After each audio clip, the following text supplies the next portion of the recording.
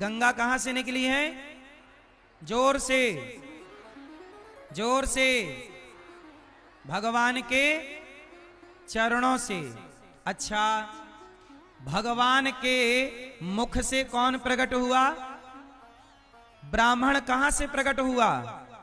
भगवान के मुख से। क्षत्रिय कहां से प्रकट हुआ? भगवान की भुजा से। वैश्य कहां से प्रकट हुआ? भगवान के जंघा से। और शूद्र कहां से प्रकट हुआ? भगवान के चरण से। अब बताओ, गंगा भी चरण से प्रकट हुई और शूद्र भी भगवान के चरण से प्रकट हुआ। तो जब चरण से निकलने वाली गंगा, बताओ गंगा अपवित्र है कि पवित्र है? जब चरणों से निकली गंगा पवित्र है, तो भगवान के चरणों से निकले शूद्र अपवित्र कैसे हो सकते हैं? अच्छा ये बताओ, ब्राह्मण, क्षत्रिय, वैश्य, शूद्र, तुम चारों के पिता कौन हैं? तुम चारों के बाप का नाम क्या है? बोलो। तुम चारों के पिता का एक ही नाम है, भगवान श्रीमन नारायण। नारायण के ही पुत्र ब्राह्मण हैं, भगवान के ही पुत्र क्षत्रिय हैं, भगवान के ही पुत्र वैश्य हैं। ब्राह्मणोस्य मुखमासीद बाहु राजन्यः कृतः ऊरु तदस जद वैश्यः पदभ्यां शूद्रो अजायत। ये वेद वचन है। भगवान के 4 बेटे हैं। भगवान के कितने बेटे?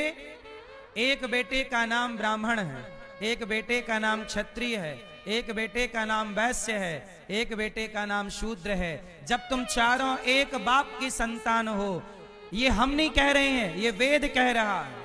जब तुम्हारा बाप एक है तो तुम तो 4 भाई हो गए ना, तो भाई की तरह रहा करो ना, लड़ाई क्यों करते हो?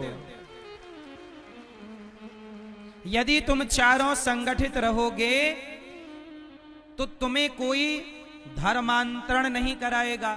अब हमारे कुछ दलित भाइयों का, कुछ कोल भील भाइयों का, बहनों का, कुछ ईसाई लोग, मुसलमान लोग धर्मांतरण करा लेते हैं और हिंदू से वो क्या बन जाते हैं?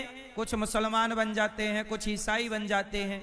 तो ये धर्मांतरण होना सही है या गलत है? जोर से।